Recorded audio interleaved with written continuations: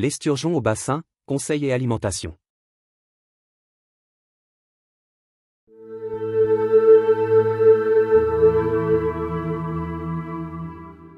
Si vous envisagez d'ajouter un esturgeon dans votre bassin de jardin, vous devez d'abord savoir certaines choses.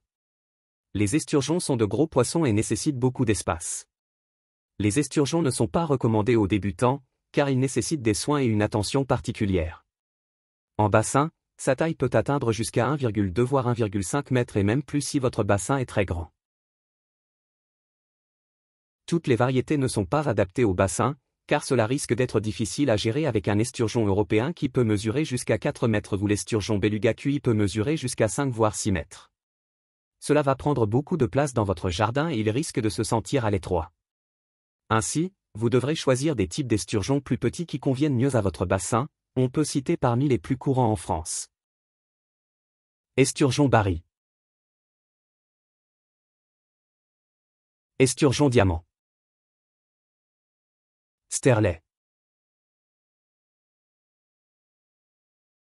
Esturgeon albinos.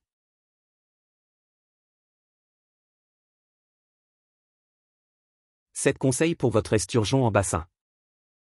1. Pour accueillir un esturgeon, votre bassin doit avoir au moins 120 cm de profondeur.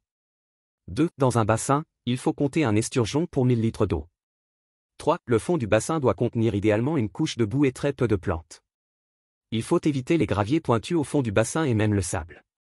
4. Une bonne aération et de l'espace est nécessaire dans le bassin pour qu'il puisse respirer assez d'oxygène. Un esturgeon comme un requin sont incapables de pomper l'eau avec leurs branchies, ils doivent nager pour respirer. Une cascade ne suffit pas, il faut absolument installer un bulleur ou un compresseur d'air adapté à la taille de votre bassin. 5. Attention aux algues filamenteuses et aux plantes, la nage à l'envers n'est pas possible pour les esturgeons. Il peut se retrouver bloqué et se noyer. 6. L'esturgeon aime un courant fort, c'est pourquoi vous aurez besoin d'un filtre puissant. 7. La partie inférieure de la bouche de l'esturgeon nécessite une nourriture spéciale.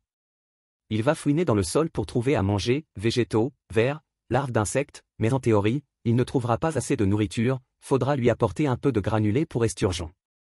8. Faire attention à ce que les carpe-coïs ne mangent pas la nourriture de vos esturgeons.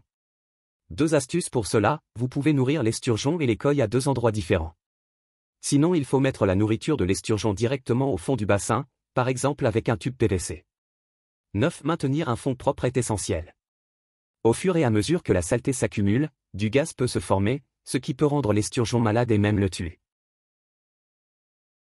Pour rappel, dans la nature en eau douce l'esturgeon se nourrit de petits organismes végétaux et d'animaux, invertébrés, comme des vers, des larves d'insectes, des crustacés. Les poissons d'étang et de bassin peuvent se nourrir à la surface et haut sur le fond. Mais la bouche d'un esturgeon se situant en bas, il doit donc se nourrir au fond et il lui faut une nourriture qui coule. Dans un bassin, un esturgeon aura du mal à trouver toute l'alimentation dont il a besoin, il faudra donc lui fournir de la nourriture sous forme de granulés, coulants. Il existe dans le commerce ce type de nourriture pour esturgeons et sterlets, adapté à leurs besoins. Caractéristiques des granulés pour esturgeons et sterlets. Forte odeur, l'odeur de la nourriture d'esturgeon est très distinctive dans l'eau. Leur vision étant limitée, ils peuvent ainsi la localiser grâce à l'odorat. Nourriture qui coule, vous l'avez compris, il ne peut pas manger en surface en raison de la position de sa bouche. Doit être riche en protéines et en graisse, un esturgeon nage continuellement autour d'un étang, toujours en le cercle. En conséquence, ils ont besoin d'une alimentation très riche afin de maintenir sa dépense énergétique. Un esturgeon doit être nourri toute l'année. Comme la filtration est à l'arrêt en hiver, il est donc nécessaire de réduire la fréquence d'alimentation et de fournir à l'esturgeon de petites quantités de nourriture, par exemple, seulement 2 fois par semaine. Autre conseil, afin de garder les jeunes esturgeons de moins de 20 cm en vie, ils doivent être nourris toutes les 3 heures.